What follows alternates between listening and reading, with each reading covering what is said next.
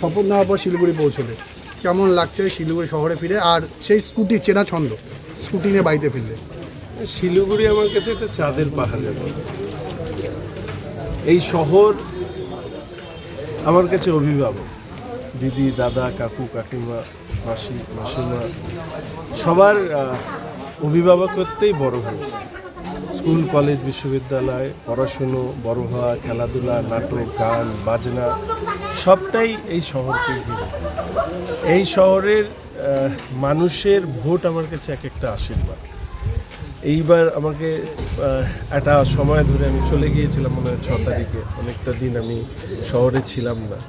তো শহরকে প্রতি মুহূর্ত মিস করছি। আজকে ফিরে আসা, এবার ফিরে আসাটা অনেকটা প্রত্যাশাকে নিয়ে, মানুষের প্রত্যাশাকে পূরণ করবার ভাবনা নিয়ে।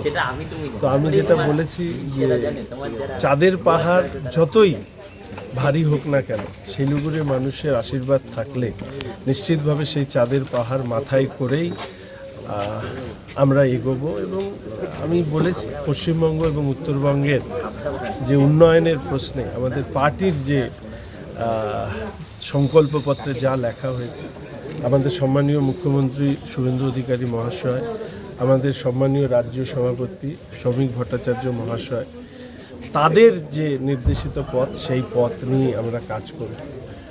আর আমি একটি কথা সাধারণভাবে বলে রাখি, কিছু ঘটনার কথা আমি শুনেছি। ভারতীয় জনতা পার্টির কার্যকর্তা এবং সহ প্রত্যেকের কাছে অনুরোধ যে প্রশাসনের যেটা কাজ সেটা প্রশাসনকে করতে হবে, রাজনৈতিক দলের যেটা কাজ, সংগঠনের যেটা কাজ সেটা সংগঠনকে করতে হবে।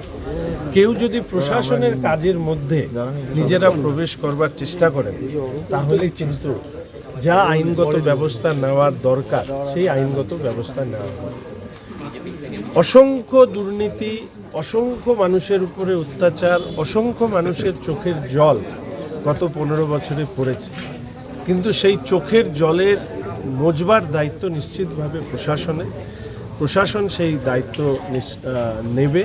এ ব্যাপারে মাননীয় মুখ্যমন্ত্রী শ্রী শুভেন্দু অধিকারী মহাশয়, মাননীয় রাজ্য সভাপতি শ্রী শ্রমিক ভট্টাচার্য মহাশয় যে দিক নির্দেশিকা দিয়েছেন, সেই দিক নির্দেশিকা নিয়ে আমরা চলি। আরজিকরের যে হামলা, মুখ্যমন্ত্রী আসবেন বলে আমাকে বলা হয়েছে। প্রশাসনিক সভা হবে। আমি কালকে আবার চলে যাব, সোমবার মাননীয় মুখ্যমন্ত্রীর সাথে কথা বলে তারপরে দাদা আরজিকরের যে মামলা আবার রিওপেন করা হয়েছে, যে আমি সবসময় বলেছি যে ধর্মের কল বাতাসে নয়। তো স্বাভাবিকভাবেই যারা এই ধরনের একটা হীন কাজকে আইনগত জামা পরানোর চেষ্টা করেছিলেন, এবং ভারতীয় জনতা পার্টির এটা আমাদের লক্ষ্যের মধ্যে, আমাদের কাজের পরিধির মধ্যে এটা ছিল। অভয়া সহ সমস্ত এই সময়কালে যে সমস্ত নারীরা অত্যাচারিত হয়েছে, শারীরিকভাবে খুন করা হয়েছে, প্রত্যেকটি কেস সেগুলো খতিয়ে দেখা হবে।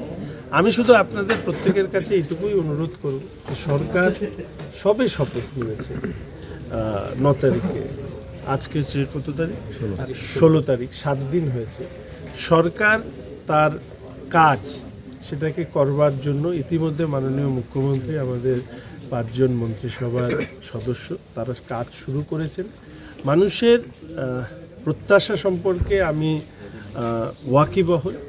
এই সরকারকে কাজ করবার জন্য, সেক্ষেত্রে এই প্রত্যাশা পূরণ করবার জন্য মাননীয় মুখ্যমন্ত্রীর নেতৃত্বে, নির্দেশে, মন্ত্রিসভার সদস্যদের সহযোগিতায় আমাদের ভারতীয় জনতা পার্টির পরিষদীয় দল তারা কাজ করবে। এবং আপনারা নিশ্চিত থাকুন যে আমরা যা যা সংকল্প করেছি, সংকল্পপত্র তা আমরা করব।